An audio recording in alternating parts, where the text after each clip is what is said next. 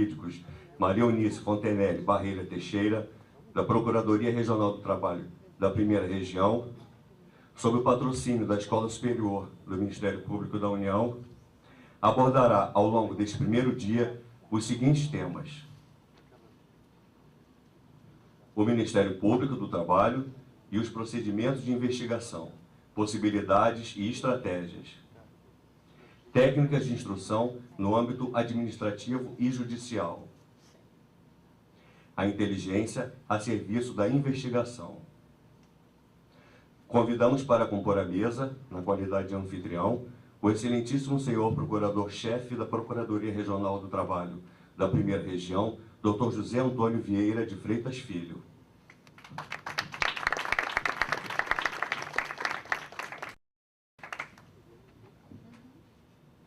Sua Excelência, Procurador-Chefe, convida à mesa a excelentíssima senhora Procuradora-Chefe, substituta da Procuradoria Regional do Trabalho da Primeira Região, doutora Cíntia Maria Simões Lopes. O excelentíssimo senhor Procurador do Trabalho, Marco Antônio Costa Prado, supervisor do Centro de Estudos Jurídicos da Procuradoria Regional do Trabalho da Primeira Região. A excelentíssima senhora Procuradora do Trabalho, Tereza Cristina da Almeida Basteiro, representante da Procuradoria Regional do Trabalho da Primeira Região, junto à Escola Superior do Ministério Público da União. Convidamos os presentes a entoarem de pé o hino nacional.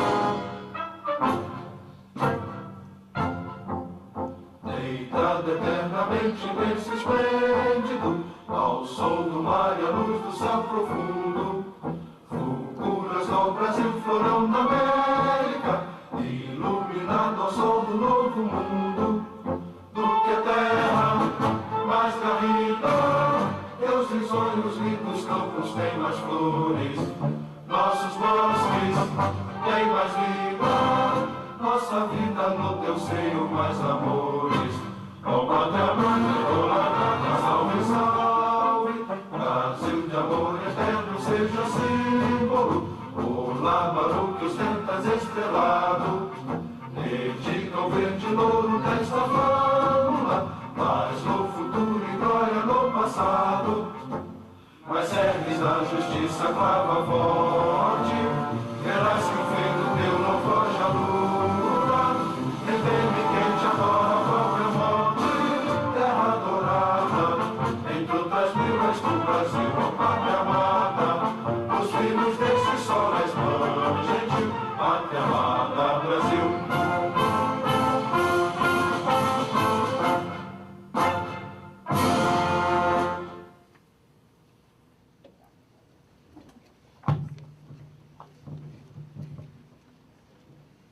registramos a honrosa presença da excelentíssima senhora Procuradora-Chefe da Procuradoria Regional do Trabalho da 21ª Região, doutora Ileana Neiva Mouzinho. Para a abertura oficial deste simpósio, fará uso da palavra inicialmente o excelentíssimo senhor Procurador-Chefe da Procuradoria Regional do Trabalho da 1ª Região, doutor José Antônio Vieira de Freitas Filho.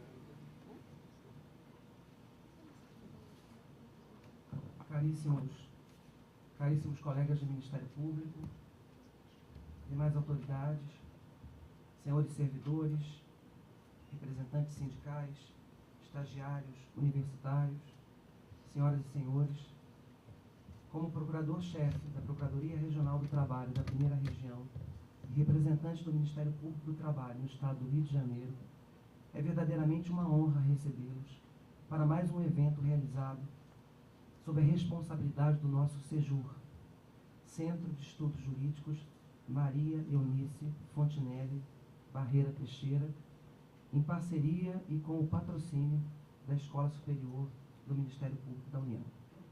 Sejam bem-vindos.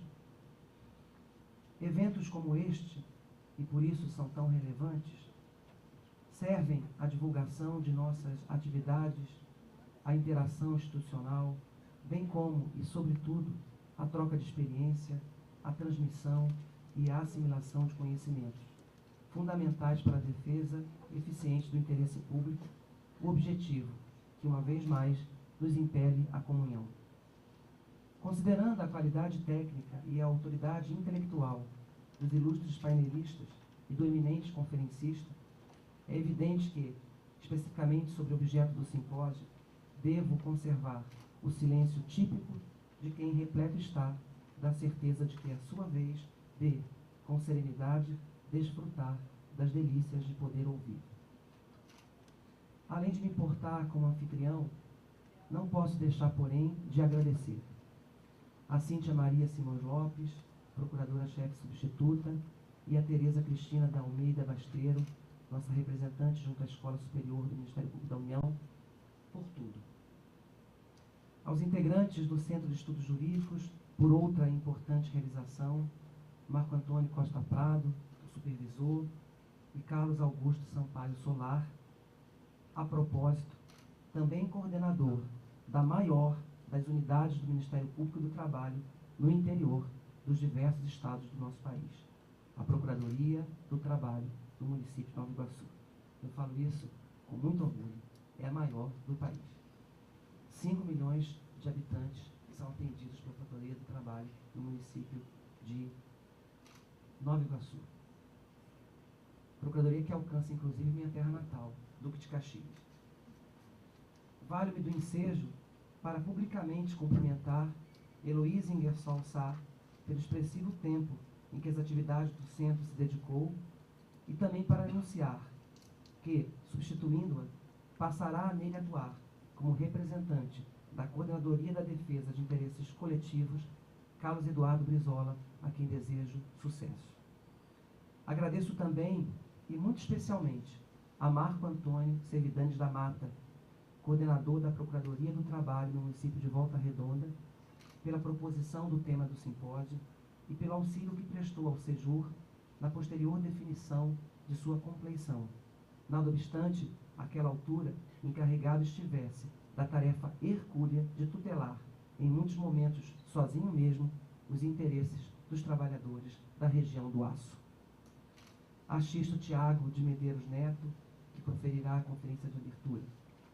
Em atitude que traduz extrema doação institucional, nosso colega deixou sua belíssima Natal, capital do estado do Rio Grande do Norte, para nos prestigiar.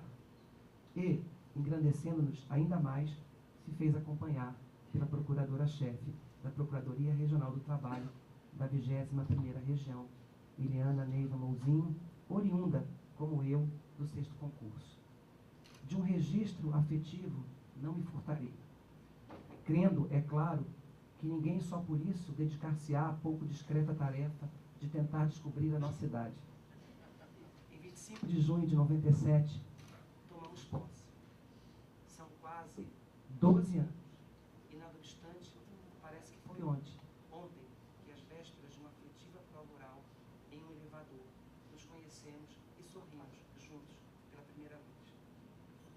Muitíssimo obrigado aos painelistas por se colocarem à disposição do Ministério Público do Trabalho. Gesto nobre que os torna merecedores de nominal citação. Gláucia Gomes Vergara Lopes, juíza do trabalho. Carlos Eduardo Ferreira Domingues, auditor fiscal do trabalho. José Carlos Martins Cunha, diretor substituto do Departamento de Inteligência Estratégica da ABIN, representante do diretor Luiz Alberto dos Santos Salaberry. Joy Tadashi Montenegro Satou, delegado da Polícia Federal, chefe do setor de inteligência da Superintendência da Polícia Federal no Rio de Janeiro. Maurício Ribeiro Manso, procurador da República. Luciano Oliveira Matos de Souza, promotor de justiça da Promotoria de Justiça de Tutela Coletiva, da Defesa do Meio Ambiente e do Patrimônio Cultural de Niterói, onde, aliás, se encontra a 6ª Procuradoria do Trabalho, vinculada à 1ª Região, aqui representada. Não vejo Patrick, disse-me que talvez não pudesse comparecer por outros compromissos, mas vejo aqui a doutora Érica Bonfante, que representa gloriosamente a Procuradoria do Trabalho no município de Niterói. Rivaldo Barbosa de Araújo Júnior, delegado de Polícia Civil. Agradeço aos colegas que prestigiam o evento, a João Batista Bertier Leite Soares, um dos painelistas, e a Breno da Silva Maia Filho, coordenador da Procuradoria do Trabalho no município de Cabo Frio, que atuará como mediador, por mais uma demonstração de comprometimento com a nossa dileta instituição e pelo permanente voto de confiança. Obrigado, Fernando Pinot de Oliveira Júnior, por estar aqui, nada obstante, coordene as atividades da Procuradoria do Trabalho do município de Cabo Frio. Agradeço à Procuradora-Chefe da Procuradoria Regional da República da 2ª Região, Cristina Romanó, aos superintendentes titular e substituto da Polícia Federal no Estado do Rio de Janeiro, Ângelo Fernandes de Oia e Nivaldo Farias de Almeida, e ao superintendente estadual da Agência Brasileira de Inteligência, Luiz Carlos de Oliveira Silvares, pelo apoio institucional prestado, à Ordem dos Advogados do Brasil, pela concessão de horas de estágio aos universitários presentes, e, evidentemente, à Escola Superior do Ministério Público da União, pelo acolhimento das pretensões da regional, por chancelar o evento, cedendo-lhe sua prestigiosa insígnia. Quero consignar, finalmente, minha redobrada gratidão à chefe de gabinete, Ana Carolina Casagrande Nogueira, à diretora de Administração, Orçamento e Finanças, Deuseli Vilar Nogueira Calheiros, à assessora de Comunicação Social, Flávia Arbach, ao assessor jurídico, Márcio Roberto Martins Santos, à chefe da Divisão de Assessoramento em Arquitetura, Mariana Amaral Avelino da Silva, aos secretários Cristiano Gaio Nascimento e Leila Saboia Resina, e aos integrantes da seção de Patrimônio, Material e Serviços e do setor de manutenção, entre os quais peço vênia para incluir os encarregados dos serviços de conservação, limpeza e cooperagem, que se encontram sob a zelosa condução de Antenor de Almeida Gomes e Marcelo Araújo Braz de Oliveira, respectivamente. Para que pudéssemos estar aqui, no primeiro evento realizado este ano em nosso auditório, todos se dedicaram à regional como a seus próprios lares. Não há nisso qualquer exagero, só justiça. Um procurador-chefe, com merecida fama de rigoroso, reconhece, repleto de orgulho, vê-los, como sempre, engajados, pacientes, respeitosos e eficientes, é gratificante, é reconfortante. Em verdade, ter tantos e tão bons amigos e parceiros a relacionar é sensacional, uma bênção. Tudo, acreditem, foi organizado com muito carinho. Convicto de que estará plenamente exitoso, declaro aberto o simpósio Técnicas de Investigação em Tutela Coletiva.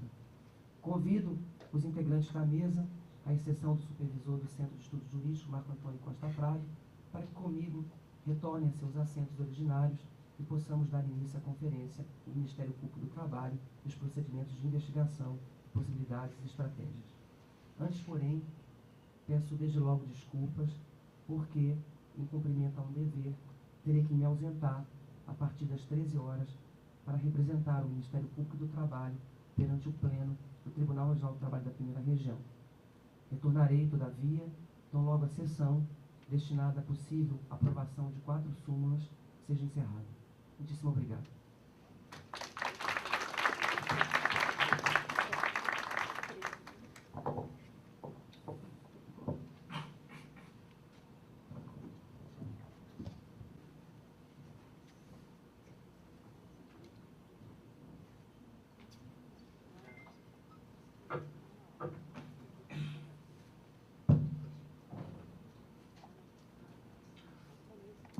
Com a palavra, o excelentíssimo senhor Procurador do Trabalho, Marco Antônio Costa Prado. Bom dia a todos. Esse evento, quando idealizamos através da ideia do colega Dr. Marco Antônio Cividanes, tinha como objetivo uma troca de informações entre os colegas, tanto do Ministério Público do Trabalho, quanto dos demais ramos do Ministério Público e dos outros órgãos que atuam com a investigação em si, porque é um assunto que acaba sendo tratado isolado por cada colega, cada um tem a sua experiência, e isso não está nos manuais. Então, nada melhor do que um evento como esse, que a gente propõe, para que haja essa troca de experiências, né? Na verdade, se trata de uma troca de experiências, com aspectos doutrinários, imagino também, mas principalmente essa questão do dia a dia, para que cada um possa ter ideia do que o outro faz e aproveitar e ver o que está sendo feito com o resultado da melhor forma possível. Então, para a abertura desse evento, na hora que estávamos discutindo essa questão, o nome do colega Xisto Thiago foi o primeiro que veio à mente já de todos os integrantes ali da reunião, sem nenhuma dúvida. Parece que tivemos um pensamento em comum. Então, eu fico muito satisfeito em estar aqui mediando essa palestra que ele irá proferir, inclusive porque foi meu examinador na minha prova oral, então eu me sinto muito orgulhoso de estar aqui hoje podendo apresentá-lo. Mas enfim, então essa é a ideia, né? E após ele terá 1 hora para a sua exposição, poderão ser, dependendo do tempo, feitas perguntas posteriores, e essas perguntas deverão ser feitas por escrito, sendo que o formulário se encontra com a recepcionista, que é o fundo do auditório, podem ser já solicitados ela para se preencher, para a gente não perder tempo. Preenche as perguntas, já vai entregando, que após a exposição dele, havendo tempo, ele certamente irá respondê-las. Bom, então eu vou ler aqui o currículo do colega, Dr. Xisto Thiago de Medeiros Neto, Procurador Regional do Trabalho da PRT da 21ª Região, Rio Grande do Norte, professor da Universidade Federal do Rio Grande do Norte e da Escola Superior do Ministério Público da União, mestre em Direito. Passa a palavra.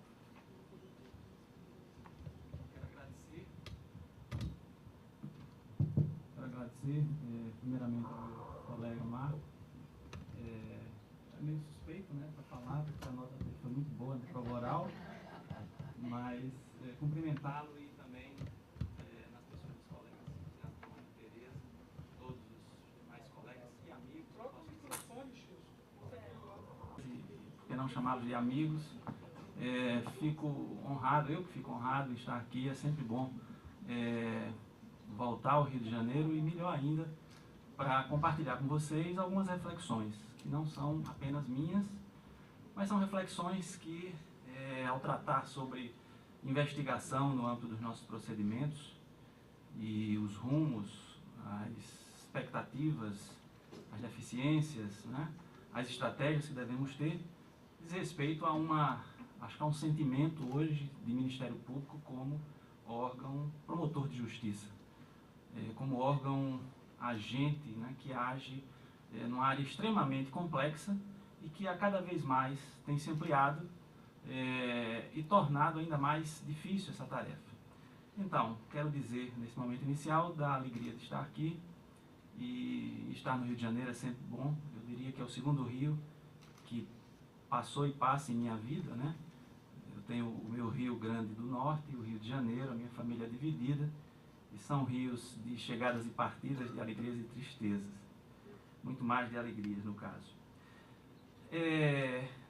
Eu acho que é demais falar em vier aqui para proferir conferência. Essa palavra me assusta um pouco, até porque, diante de colegas em relação aos quais eu me espelho em muitas atuações, no âmbito da minha regional, seria talvez um certo pedantismo falar em conferência. Eu queria falar em reflexão, trocar ideias, e penso que o tempo para nós debatermos é precioso. Então eu tentarei aqui trazer alguns pontos que eu procurei pensar dessa nossa atuação numa visão de Ministério Público como um todo. E eu começo lembrando que há duas perguntas fundamentais que nem sempre nós conseguimos realizá-las ou refletir sobre elas, que são básicas para pautar a nossa atuação. A primeira, o que é que o Ministério Público do Trabalho deve investigar? E a segunda, como o Ministério Público do Trabalho deve investigar? Iniciando pelo primeiro questionamento, eu penso que uma questão que se põe como premissa é a tentativa de compatibilização entre duas diretrizes, princípios, chamemos assim. De um lado, a unidade institucional, a existência de um horizonte e a existência de objetivos que são proclamados ou deliberados ou manifestados no âmbito institucional. De outro lado, a diretriz princípio da autonomia funcional, com horizontes, com estratégias individuais próprias. Pode-se pensar numa pauta de atuação do Ministério Público do Trabalho hoje, né, no que nós nos transformamos para a sociedade. Quem deve impor o que nós devemos investigar? A fragmentária e recorrente apresentação de denúncias aos nossos órgãos, ou uma ideia de nós auscultarmos o que existe de realidade, de concreto, em termos de irregularidade trabalhista, fora daquilo que chega aos nossos órgãos, ou numa dimensão superior, real, àquela que existe nas pequenas e fragmentadas denúncias que nos chegam? Quer dizer, qual a pauta que nós devemos ter? Essa é uma questão que me parece fundamental. É muito fácil nós nos acomodarmos com a pauta que chega, que já não é pouca, talvez extenuante, talvez até impossível de nós darmos cabo. Mas é essa pauta que diz respeito à nossa atuação estratégica, ou nós devemos ter uma outra pauta ou uma pauta paralela daquilo que conseguimos enxergar ou daquilo que conseguimos observar na realidade externa e que talvez não consiga chegar pelas vias ou pelos canais adequados até os nossos órgãos. Dois pontos, então, tratando desse primeiro questionamento, o que deve o Ministério Público investigar, o Ministério Público do Trabalho.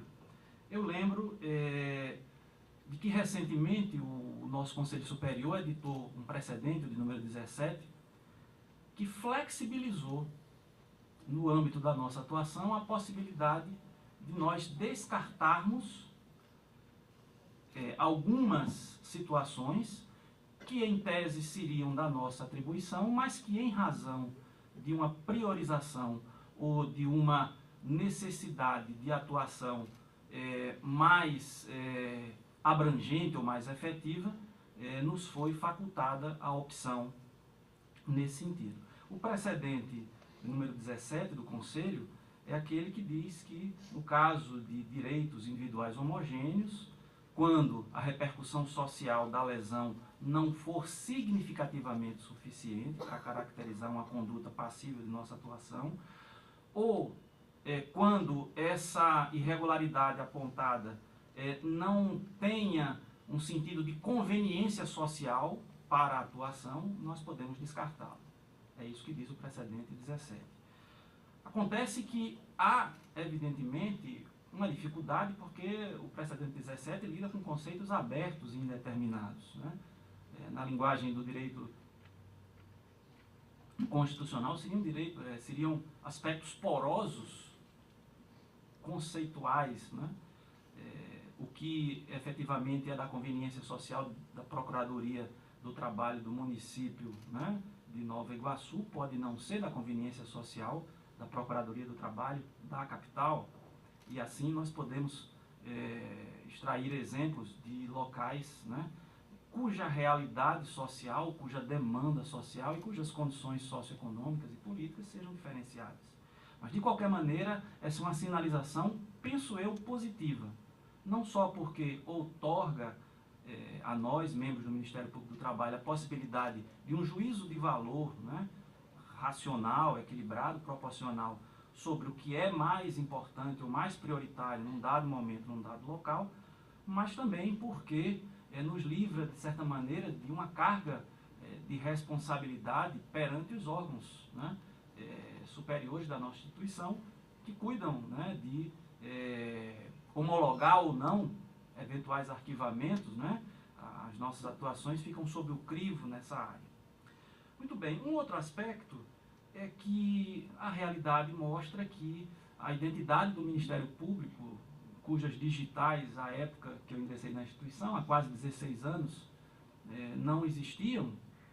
Eu acho que essa é uma constatação que eu tenho que fazer. Hoje nós já temos uma carteira de identidade, me parece, com 2/3 da digital impressa na imagem social do Ministério Público do Trabalho. E aí eu penso que nós nos tornamos hoje um desaguadouro, né, de uma demanda extensa que nos leva a ter que enfrentar as questões mais variadas e mais complexas, mais simples, às vezes até mesmo sem nenhuma relevância, e aquelas de maior relevância. Aqui eu cito um exemplo. Há 15 dias atrás eu recebi uma denúncia numa representação apresentada por e-mail, em que a trabalhadora, de forma anônima, dizia que o Ministério Público do Trabalho tinha que tomar uma atitude urgente, porque uma colega de trabalho, que ao mudar de função, portanto passou a ser superior, né, no setor, né, ter um cargo superior, uma função superior na função lá, na área que ela exercia a atividade, passou a levar, ela usou essa expressão, confeitos e balas escondidos para o trabalho, o que tem gerado um excesso de formigas na sala. Né? Eu comentei com a colega procuradora-chefe, disse, puxa, né, o que é que está chegando até nós? Né? E aquilo ali teve que ser recebido, foi por e-mail, foi autuado, teve um número, foi distribuído, teve o despacho e chegou, né, até as minhas mãos. Aliás, por conta dessas e outras, eu tenho participado de um grupo de trabalho muito interessante, né, que compõe o MPT Digital, e uma das sugestões do grupo é que nós temos a necessidade de restringir as denúncias encaminhadas por e-mail, porque quando elas chegam por e-mail, elas não têm forma. Enquanto que se elas forem feitas pela página da Procuradoria, ela passa a ter uma forma, passa a ter requisitos mínimos. A denúncia por e-mail, ela tem possibilitado esses absurdos. Então, e também não cabe a desculpa no sentido de que, não, mas você vai restringir mais uma via de acesso. Não, aquele que tem acesso a um e-mail, tem acesso à internet, tem acesso à página, e o fará, portanto, de forma mais responsável ou de forma, no mínimo, mais fundamentada. Muito bem. Então, dentro desse grande questionamento, o que é que o Ministério Público do Trabalho deve investigar hoje, eu queria falar um pouco sobre essa amplitude e complexidade das irregularidades trabalhistas atualmente visualizadas. E eu farei sobre 3 óticas. A primeira, a natureza do direito afetado. A segunda, a extensão desse direito. E a terceira, o tempo de incidência da lesão a esse direito. Quanto à questão da natureza do direito afetado, é visível, e aqui eu faço apenas didaticamente, que houve uma mudança no enfoque das demandas trabalhistas. Me parece, uma certa inversão temática das pautas, né, que permeiam a justiça do trabalho e até mesmo as nossas atuações. Me parece que se sai da ideia de proteção a direitos de crédito, né, uma ideia patrimonializada, para uma atuação na área dos direitos da personalidade. saúde e segurança, intimidade e privacidade, honra, imagem, direito à liberdade física, religiosa, sexual, associativa, liberdade de expressão, um direito que eu chamo direito à conformação e determinação pessoal, de ser gordo, de ser magro, de ser alto, de ser baixo, de ser branco, de ser negro, de ser jovem, de ser idoso, direito à igualdade, de concorrer em um certame público para um cargo, uma função, direitos entre estrangeiros e nacionais, direitos relativos à condição especial de um trabalhador portador de deficiência. Essa temática, portanto, ela me parece que trouxe uma nova percepção para o universo das relações de trabalho e parece que ela está a conduzir, e isso reflete diretamente na nossa atuação, a superação daquela visão restritiva do trabalhador credor, né?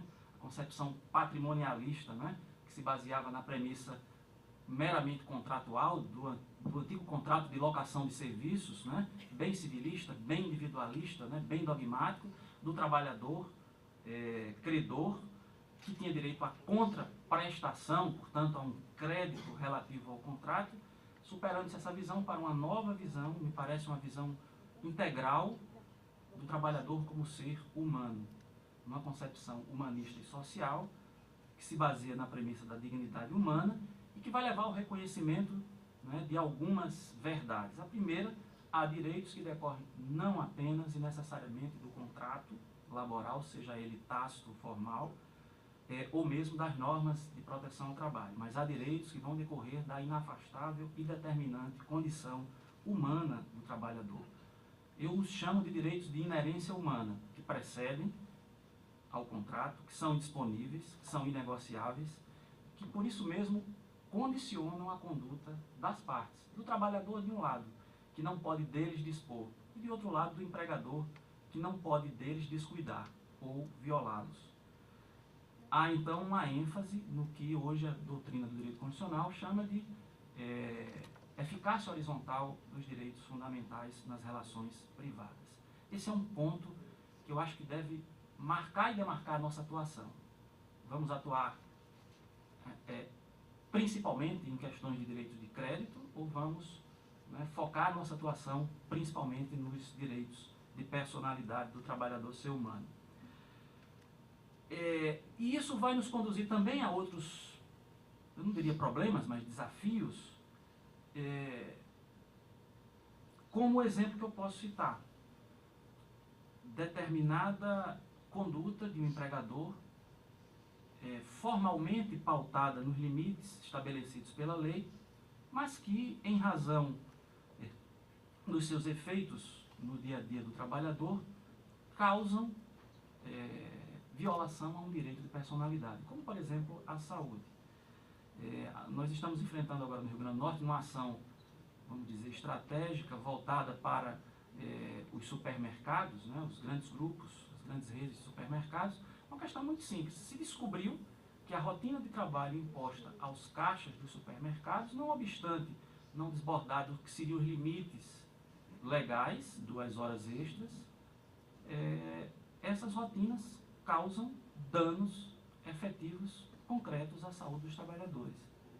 E aí, na defesa desse direito fundamental, o Ministério Público só teria, numa ação civil pública, a possibilidade, e claro, para investigar isso, né, teria que se valer de elementos, né, que envolvem análise sobre as repercussões na saúde, né, as repercussões até mesmo físicas e psicológicas na saúde desses trabalhadores, para que a gente pudesse ter como fundamento, tudo isso como fundamento para um pedido de proibição de jornada extraordinária para os caixas de supermercados.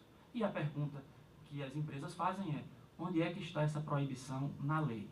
Então, nós passamos a lidar com determinados conceitos e não vamos perder tempo na audiência para explicar que há um princípio de proteção, né, à saúde do trabalhador, que é de natureza constitucional, que há um princípio de redução progressiva de riscos à saúde, que é de natureza constitucional, que o princípio, né, é também norma, que tem prevalência sobre a norma do direito positivo em algumas situações, que, portanto, né, nós chegamos nessa atuação, que passa pela investigação, à necessidade de medidas cuja descrição não está prevista com minúcias na lei. Ela decorre do próprio ordenamento jurídico e do princípio de proteção a direitos fundamentais. Um segundo aspecto relativo à extensão do direito afetado, evidentemente que a extensão individual, como a gente está num seminário de tutela coletiva, eu não vou me referir a ela. Mas quando se trata de tutela e interesse coletivo, que vai orientar a nossa atuação investigatória, eu queria lembrar um ponto que me parece importante, que nós temos uma dificuldade de compreensão quanto ao conceito de coletivo. E eu só me convenci da segurança do parâmetro que eu passei a usar com a minha própria experiência. O que eu sempre observo é o universo de afetação da conduta, e não a realidade da conduta em relação às pessoas num dado momento e numa dada situação. O universo de afetação vai passar então pela ideia de interesse coletivo que se corporifica imediatamente e também mediatamente. E passa também pela análise do que eu chamo de estándar comportamental. Aquela conduta é um estándar, faz parte de um padrão adotado pela empresa, de uma deliberação ou orientação geral, que naquele momento, concretamente, só afeta um trabalhador, mas que potencialmente, né, lesa ou ameaça a lesão a todos aqueles trabalhadores que eventualmente se encaixem naquela situação. Portanto, aí eu penso que o universo de afetação é coletivo pela sua potencialidade, ou seja, pelo seu evidente potencial de atingir, já ameaçando, um determinado grupo, né, classe ou universo de trabalhadores. Há decisões a respeito, uma delas que me parece paradigma é uma do Tribunal Regional do Trabalho da 13ª Região, que começa mais ou menos assim: não é o fato de a transgressão estar circunscrita temporalmente ao âmbito de uma relação de direito do trabalho que lhe atribui o caráter de direito individual, isolado e compartamentalizado. Nesse caso, diz o acórdão, a quantidade é irrelevante. O elemento que poderá materializar a ocorrência de um dano de natureza coletiva ou difusa é a sua repercussão potencial no meio social. Esse, portanto, o segundo aspecto, né? Me referi primeiro à natureza do direito, agora me referi à questão da extensão e agora quanto ao tempo de incidência, né? Que está imbrincado com esse segundo aspecto. Até onde é ameaça, até onde se transforma em lesão. Esses três aspectos que são necessários para a nossa reflexão, ainda no primeiro questionamento, né? Em que deve, né? Quais as situações em que nós devemos atuar, eles vão ser importantes para as seguintes observações. Primeiro, para cada tipo, para cada área de atuação e para cada situação concreta, há uma estratégia de investigação que é a mais adequada e que é a mais efetiva. E os exemplos são claros. Quando se investiga denúncias respeitantes a direitos de crédito, em regra, a investigação é muito mais fácil, porque a prova é documental, porque as perícias são, dizem respeito a cálculos ou dizem respeito à observação sobre o efetivo cumprimento ou não, pagamento ou não daquele crédito. Mas quando estamos no campo dos direitos da personalidade, como, por exemplo, a investigação sobre discriminação, que quem a pratica não a escreve, né, sempre de forma velada, né, sempre de forma encoberta, evidentemente as dificuldades são bem maiores, principalmente para a sua mensuração. Quando se trata de danos relativos à saúde do trabalhador, ainda mais se torna complexa essa tarefa, porque nem sempre o dano ou a violação, nem sempre a consequência danosa se manifesta imediatamente. Aliás, esse é um componente dos danos, né, relativos ao meio ambiente, né, incluído do meio ambiente do trabalho.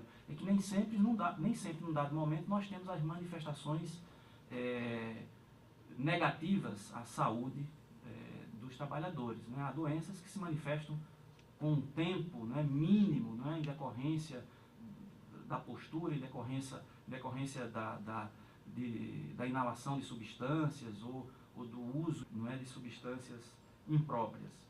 E, portanto, nós temos então uma área que nos é extremamente difícil, porque para ela nós não fomos capacitados, nem temos conhecimentos técnicos, né, adequados, nem temos também órgãos auxiliares à nossa disposição, sobre os quais nós tenhamos algum controle, a exemplo do que, né, se chama de controle externo policial, no campo do Ministério Público Federal e do Ministério Público Estadual, e nós temos então essa dificuldade de encontrarmos soluções para essas investigações de natureza complexa.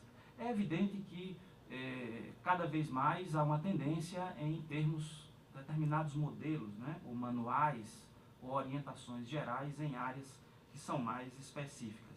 Mas isso, me parece, não tem sido suficiente para esse universo complexo e amplo de irregularidades que temos para investigar. Passo então ao segundo questionamento: como o Ministério Público do Trabalho deve investigar? E aqui talvez seja uma área, né, que venha a instigar mais, né, a nossa observação. Algumas observações iniciais eu faço. Primeiro, essa que eu acabei de dizer: nós não contamos com um órgão auxiliar direto de investigação de ilícitos trabalhistas, nem interna nem externamente. Eu não insiro o trabalho da Superintendência Regional do Trabalho nessa área, até porque, como órgão do Executivo, tem suas próprias metas, suas próprias prioridades, né, e não atua em função, né, da nossa atuação. Portanto, também repito, nos é alheio o controle da atividade oficial de repressão e apuração de condutas violadoras do ordenamento jurídico laboral. É de se perguntar, então, será que não podemos iniciar a reflexão sobre a necessidade de termos, né, talvez uma expressão mais amena do que polícia, mas um órgão de fiscalização específico, né, auxiliar da nossa atuação do Ministério Público do Trabalho como órgão agente? Veja-se em relação ao meio ambiente. Nós temos hoje polícias ambientais. Nós temos órgãos na área da tutela do meio ambiente que são específicos para realizar esse trabalho extremamente especializado de levantamento, de apuração e de identificação desses ilícitos. A segunda observação: ora, para nós atuarmos, além de termos que fazer aquela triagem, um juízo de valor sobre no que vamos atuar, é evidente que temos que também interpretar o conteúdo e os contornos da denúncia, tendo também que enquadrá-la em uma determinada área e fazer uma ponte com as diretrizes gerais ou estratégicas da atuação do próprio órgão. Cabe a nós também delimitar preliminarmente a possibilidade e o próprio universo de investigação. Se será uma investigação restrita aos limites territoriais da nossa atuação, ou se será uma investigação extraterritorial. Identificar também, de acordo com a hipótese, qual a melhor estratégia que se apresenta para a situação sob exame. Uma mesma denúncia em relação a empresas diferentes pode dar margem, atuando o mesmo procurador, a estratégias diferenciadas de acordo com o conhecimento que se tem da realidade ou do tipo de proceder desta ou daquela empresa. E por último, claro, há uma margem, além do conhecimento técnico necessário para a matéria, além do aprendizado e do domínio de técnicas, como, por exemplo, interpretar documentos que vêm da Previdência Social, interpretar documentos que vêm do Ministério do Trabalho e Emprego, interpretar documentos que podem nos ser fornecidos por outros órgãos. Nós temos essa dificuldade real. Além disso, né, há uma área em que me parece que é fundamental também a sensibilidade e o senso estratégico. Tudo isso, como o colega Marco disse, tudo isso torna impossível que nós tenhamos para cada atuação um manual de rotinas com todas as possíveis ramificações, né, ou desvios, né, eventuais de acordo com o que a situação venha se apresentar. Não há necessidade, não há possibilidade. No máximo, nós podemos ter um manual de orientação geral. E agora eu me foco em algumas situações que, aí já bem voltado para as possibilidades e estratégias da nossa atuação como órgão investigativo, que me parece que são as mais interessantes. O que é que podemos, o que é que devemos e o que é que está à nossa disposição nessa atuação de Ministério Público? Primeiro ponto, temos a necessidade, a Resolução 69, de certa maneira, já o fez, mas tem do inquérito civil. Me parece que o procedimento preparatório ele deve ser voltado exclusivamente para as hipóteses de generalidade, de obscuridade e indeterminação da denúncia, inclusive em relação ao denunciado. Evitar ao máximo o manejo do procedimento preparatório como substitutivo do inquérito civil. E digo isso porque há riscos reais de questionamento judicial dessa nossa atuação, como por exemplo a condução coercitiva de testemunhas ou a requisição de documentos no âmbito de um procedimento preparatório. Me parece que há a possibilidade de realização de audiência prévia, consulta a informações cadastrais que estejam disponíveis para aquele fim específico, né? Dar contornos, né, e esclarecimentos em relação ao conteúdo da denúncia ou aos possíveis investigados.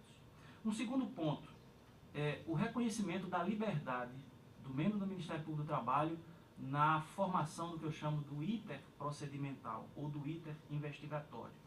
Primeiro, possibilidade de estender a investigação a objeto diverso daquele inicialmente delimitado pela denúncia.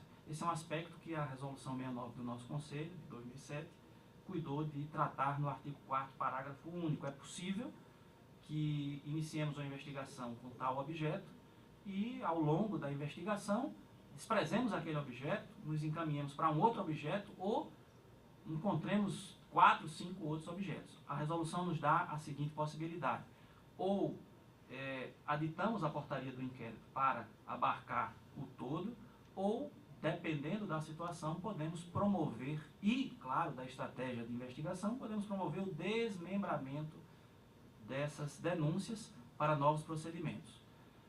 Há um projeto de resolução agora, que foi esta semana disponibilizado na nossa lista de discussões, né, sobre as distribuições no âmbito da atividade, das nossas atividades, atuação como órgão interveniente e atuação como órgão agente. E esse é um dos aspectos que a resolução aborda.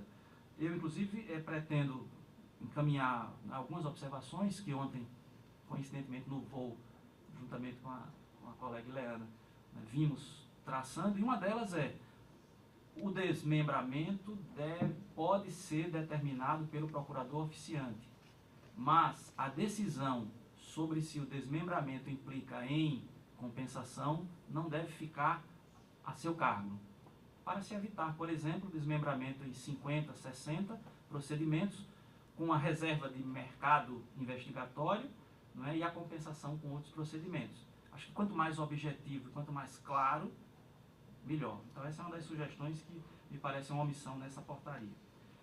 Um segundo aspecto quanto a essa liberdade do procurador na fixação do itinerário de investigação, possibilidade de audiências prévias, né?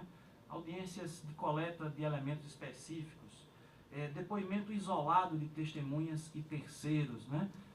Eu tive já a experiência com um colega que sempre que marcava audiência chamava a empresa, e eu dizia: mas por que isso aqui é um procedimento inquisitório, chama só a testemunha, não avisa ninguém, se for o caso, contacta por telefone para não avisar os outros colegas da empresa, porque é evidente que há uma intimidação com a presença da empresa, do representante da empresa, ou mesmo do seu advogado. Uma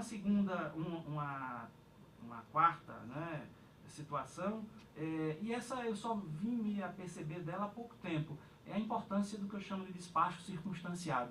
O despacho circunstanciado é quando você precisa dizer alguma coisa para si mesmo e para alguém, ou para fixar uma nova rota no procedimento, ou para, numa linguagem juridicamente contundente, avisar alguma coisa ao denunciado. Então eu digo, há necessidade de ordenar e fundamentar os atos de investigação e a direção a ser seguida, e por outro lado, persuasão argumentativa em face do denunciado. A gente faz aquela fundamentação jurídica toda e no final, notifique-se o denunciado para a ciência e para apresentar tal coisa e para comparecer à audiência. Então ali ele já sabe o que é que eu penso, o que é que eu possivelmente irei fazer e a forma contundente como poderei fazer. Isso elimina aquela situação de o denunciado numa audiência chegar e dizer, mas eu não sabia que era isso, então vamos remarcar uma outra audiência. E parece que esse despacho circunstanciado, ele otimiza, né, e persuade juridicamente aquele denunciado de boa fé que eventualmente tem a intenção de corrigir a sua conduta. Ainda nesse ponto 2, da liberdade do procurador em fixar o seu itinerário de investigação, eu cito umas duas situações. A primeira, e essa aconteceu comigo quase casualmente. Tratava-se de uma denúncia de um sindicato, a temática era meio ambiente do trabalho, e me pareceu que a necessidade de um laudo técnico não era... Quer dizer, o conteúdo de um laudo técnico a ser realizado não seria tão complexo. Então, a Superintendência Regional do Trabalho já não tinha atendido uma vez, 2 vezes, e eu marquei uma audiência com o sindicato e falei, como estão as contribuições do sindicato e as receitas? Doutor, tudo bem e tal. Houve alguma queda nos últimos 2 anos? Não, está tudo bem, mas doutor, por que o senhor está perguntando isso? Porque eu estou requisitando dos senhores a contratação de um perito, de um expert, para realizar, já que os senhores têm a prerrogativa de ingressar no ambiente de trabalho, e se precisar eu vou junto, e aí eu já vou como inspeção, para realizar esse laudo. O pessoal disse, não doutor, a gente vai contratar e tal, o senhor tem alguma indicação? Em suma, foi feito o laudo, muito bem feito, por sinal, e a audiência que eu chamei foi para postar o laudo de um expert, evidentemente contratado pelo sindicato, mas o conteúdo do laudo legitimou, né, a decisão, e resolveu-se imediatamente. Então, essa é uma possibilidade. A requisição, né, que está na nossa lei, eu dou o fundamento legal, o artigo 8º, inciso 4º, quando diz que para o exercício de suas atribuições, o membro do MPU poderá, nos procedimentos de sua competência, requisitar informações e documentos a entidades privadas, me parece que se conforma dentro desse dispositivo, e que se apresenta uma solução muito interessante, não só para um laudo, para uma inspeção, para um estudo ambiental, mas em outras áreas. Nós temos os sindicatos que muitas vezes nos instrumentalizam para demandas ou para ações que a rigor seriam da sua própria competência, têm que receber agora a nossa carga de devolução de responsabilidade ou de compartilhamento de responsabilidade. Penso que nós podemos utilizar os sindicatos em situações como esta que eu mencionei. E a outra possibilidade, aí já não mais em relação a entidades privadas, mas em entidades públicas, a requisição à administração pública de serviços temporários de seus servidores e meios materiais necessários para a realização de atividades específicas. Me parece que essa possibilidade, que está no artigo 8º, inciso 3º da nossa lei complementar, vem sendo, de certa maneira, ignorada, e confesso, também por mim, ao longo do tempo. Direito de requisição à administração pública de serviços temporários de seus servidores e meios materiais necessários à realização de atividades específicas. Cito 2 exemplos que foram utilizados por uma colega. O primeiro, houve a requisição ao INSS de um perito por 30 dias para realizar análise de prontuários médicos de uma determinada empresa, a fim de enfocar e investigar isso. Esse perito do INSS, a requisição foi encaminhada para o superintendente, evidentemente acompanhada de um simpático telefonema ao superintendente, né, ressaltando a importância daquilo, a atuação estratégica, o que representaria aquilo no universo de investigação, porque aquela empresa seria, aquele seria o caso líder para se chamar outras empresas, e houve isso, o perito fez isso, analisou os prontuários médicos e comprovou documentalmente com que havia né, na empresa e em registro INSS, o que efetivamente era a realidade, coisa que nós jamais, por outra forma, ou mesmo por uma perícia, né, vamos dizer, que não fosse de um expert do INSS, atingiríamos. Então é possível que haja isso. Eu cito um outro exemplo, né, para não passar, a requisição da atuação de um profissional do Corpo de Bombeiros para uma análise de risco ambiental. Não é interessante isso? Nas mais variadas possibilidades. Muito bem. Passo a um outro ponto, que é também um ponto polêmico. Remessa do procedimento a outra PRT. Eu estou passando assim alguns pontos, porque foram, né, situações, é impossível a gente conversar sobre tudo, então, alguns pontos mais fortes. Então, eu encerrei esse segundo ponto da liberdade do procurador e de algumas possibilidades, e agora a remessa do procedimento a outra PRT. Eu quero dizer que, diferentemente do direito do consumidor, que tem servido como paradigma para a doutrina do processo coletivo e da tutela coletiva e da investigação coletiva, as relações de trabalho têm características próprias e absolutamente próprias, né? Entre o consumidor e o fornecedor, né? Há uma relação diferenciadíssima entre o trabalhador e o empregador, diferenciadíssima. E nós temos que especificar esses conceitos com foco nas relações de trabalho. Então, por que na área do consumidor essa polêmica do dano local, regional ou nacional não tem sido tão relevante ou não tem suscitado tantos problemas? Exatamente em razão da peculiaridade das relações entre consumidores e fornecedores. E em contrário, no âmbito das relações de trabalho e na nossa atuação em especial, isso hoje me parece que é um ponto nevrálgico, né? A partir mesmo daquela famigerada, né, orientação jurisprudencial 130, né, que, apesar do respeito, né, eu diria até do coleguismo que mantenho, não é uma orientação do Tribunal Superior do Trabalho, é uma orientação do ministro Ives Gandra Filho, que foi o que, ao longo do tempo, no Ministério Público, ele tentou implantar sobre pelo menos duas formas diferenciadas, não conseguiu, depois com a mudança do regimento interno do TST não conseguiu, e conseguiu através de uma orientação jurisprudencial. Foi o caminho mais fácil, que me parece que é tão incongruente quanto nefasta incongruente juridicamente como nefasta para a nossa atuação. Mas, eu não vou me deter muito nisso, porque isso é do nosso dia a dia. Hoje, não é, há uma certa acomodação da aplicação da OJ, os colegas de Brasília têm reclamado muito, né? Têm recebido muitas questões que estão fora do seu âmbito de possibilidade de investigação local.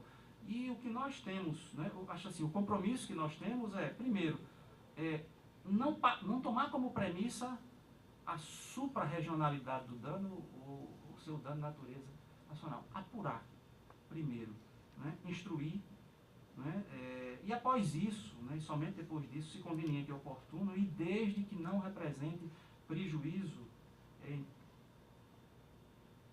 importante ressaltar, para a tutela do direito em questão, enviar o procedimento, né, à 10ª Região do Distrito Federal, se possível acompanhado de minuta da ação civil pública. Isso se o colega adotar essa estratégia, se possível. E digo isso também porque há um princípio, né, hoje os doutrinadores da área do processo coletivo, né, elegem um princípio, talvez seria um princípio destacado do processo coletivo, o princípio da busca da máxima efetividade. E eu sempre digo, em determinadas situações, não obstante a certeza de que o dano é nacional ou suprarregional, há necessidade premente de atuação naquele caso.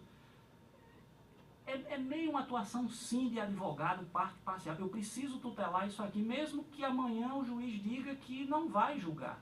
Mas ele vai dizer que não vai julgar e vai remeter para outro órgão competente. E se houver a necessidade de uma liminar, ele pode até, mesmo convencido de não ser o órgão competente, emitir a liminar e, no segundo momento, enviar para o juízo que entender competente. Me parece que é importante, né, ter em mente essa utilização. Na verdade, isso é uma estratégia voltada para a tutela mais efetiva desse direito. Numa reunião dos representantes da Câmara de Coordenação e Revisão foi aprovada em 2007, mais ou menos o que deveria ser o procedimento ideal nesses casos. Eu não vou ler porque é muita coisa, mas fica para a nossa reflexão. Um quarto ponto, né, dessa nossa conversa seria a questão da abordagem da diversidade de denúncias contra uma mesma empresa. E eu subdivido esse tópico em dois. Primeiro, quando há identificação de diversas investigações em face de uma mesma empresa, investigações essas conduzidas no âmbito de uma mesma procuradoria por vários procuradores. Então nós temos uma empresa, várias investigações, né, fragmentadas, né, cada procurador atuando naquele ponto. Pergunto eu, não há necessidade, não é, hoje de adoção de uma nova forma de trabalho, de reunião dessas investigações, ainda que se respeite a pluralidade de procuradores, mas talvez fazer um certo apensamento ou